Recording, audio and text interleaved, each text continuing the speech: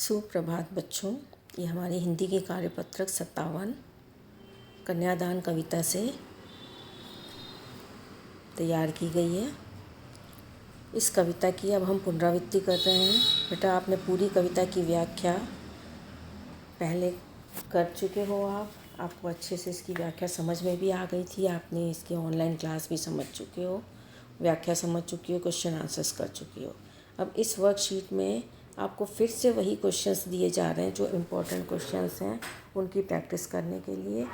तो आपको ये बताना है आपके विचार से माँ ने ऐसा क्यों कहा कि लड़की होना पर लड़की जैसी दिखाई मत देना। आपने इस कविता में पढ़ा था कि माँ कहती है तुम लड़की ज़रूर होना, लड़की जैसी धैर्यवान, कोमल हृदय वाली, ममतामयी, उदार, ये सब ज़रूर होना, लेकिन लड़की जैसी कमज़ोर मत दिखाई देना, क्योंकि जब तुम कमज़ोर दिखाई दोगे तो तुम्हारे पर लोग ज़्यादती करेंगे। दूसरा है आग रोटियां सेकने के लिए, जलने के लिए नहीं। इन पंक्तियों में समाज में स्त्री की किस स्थिति की ओर संकेत किया गया। बेटा, ये बहुत ही कॉमन सा क्वेश्चन है कि समाज में स्थिति क्या है औरतों की। हमारा समाज, चाहे हम पढ़ाई कितनी भी कर लें, अच्छी अच्छी नौकरियों पे चले जाएं, हम कितने बड़े बड़े पोस्ट पर, पदों पे चले जाएं, लेकिन उसके पश्चात भी हमारे समाज में कुछ ऐसी प्रथाएं चल रही हैं, कुछ ऐसे दकियानूसी प्रवृत्ति के लोग हैं, कुछ सामाजिक रूढ़ियां ऐसी हैं कि औरत को ये समझा जाता है कि स्त्री केवल रोटी बनाने के लिए, घर बनाने के लिए है, और यदि वो दहेज नहीं लाती है तो दहेज न लाने के लिए उसको जलाया जाता है, उसको यातनाएं दी जाती हैं, प्रताड़ित किया जाता है। तो यहाँ पर आग रोटियां सेकने के लिए, जलने के लिए नहीं के माध्यम से माँ यह बताना चाह रही है उतनी ही आग को भड़कने देना जितने में रोटी तैयार हो सके, जितने में लोगों का पेट भरा जा सके, लेकिन इतना ज़्यादा आग को मत भड़कने देना कि तुम्हें जलना पड़ जाए। अर्थात दूसरे को अपने ऊपर इतना ज़्यादा हावी मत होने देना कि वो तुम्हारा फ़ायदा उठाने लगे। इस प्रकार से समाज में दहेज प्रथा के ऊपर व्यंग किया गया है, सामाजिक रूढ़ियों के बारे में व्यंग किया गया है, दकियानूसी प्रथाओं के बारे में वर्णित किया गया है। माँ ने बेटी को सचेत करना क्यों ज़रूरी समझा।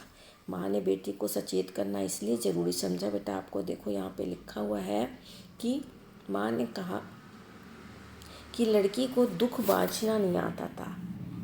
लड़की अभी इतनी भोली सरल थी। यहाँ देखिए, आपको दिखाई दे रहा है, लड़की अभी सयानी नहीं थी। लड़की क्या थी? अभी सयानी नहीं थी, भोली सरल थी।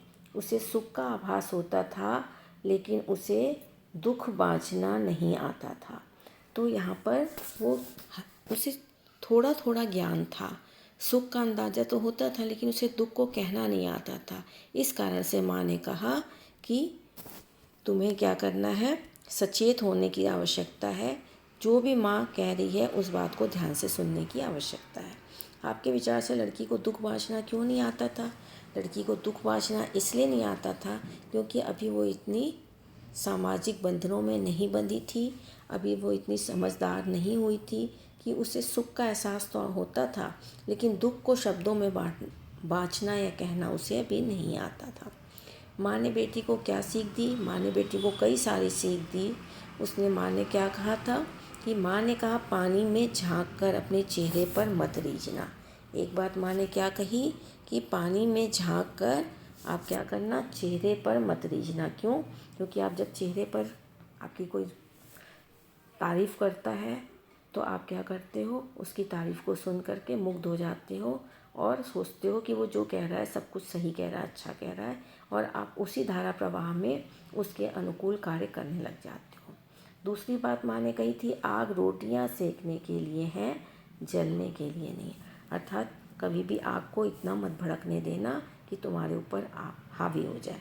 तीसरी बात कही थी, वस्त्र और आभूषण शाब्दिक भ्रमों की तरह बंधन है स्त्री जीवन के। माँ ने ये कहा था कि वस्त्र आभूषण क्या है, स्त्री जीवन के बंधन है। जिस प्रकार से शाब्दिक भ्रम होते हैं उसी प्रकार से स्त्री जीवन के बंधन है। चौथी बात माँ ने क्या कही थी? माँ ने कहा कि लड़की होना पर लड़की जैसी दिखाई मत देना। तो इस प्रकार से 4 बातें माँ ने समझाई थी कि कमज़ोर मत बनना। आपके विचार से कवि इन पंक्तियों के माध्यम से क्या कहना चाहते हैं? पाठिका थी वह धुंधले प्रकाश की, कुछ तुकों और कुछ लयबद्ध पंक्तियों की। इसके माध्यम से कवि हमें यह बताना चाहते हैं कि जब लड़की का विवाह होता है उस समय उसे बहुत सारी चीज़ों से वो अनभिज्ञ होती है, उसे ज्ञान ही नहीं होता है कि इस दूसरे रिश्ते को जब वो निभाने के लिए जा रही है, ससुराल में जब वो जा रही है, नए परिवार में जब जा रही है, तो उसे किस किस चीज़ों का ज्ञान होना आवश्यक है, इसका उसे बोध ही नहीं होता है। उसे कुछ थोड़ी बहुत बातें जो माँ के परिवार में, अपने परिवार में उसने सुनी समझी होती हैं, उसे कुछ उसका थोड़ा थोड़ा ज्ञान ही होता है।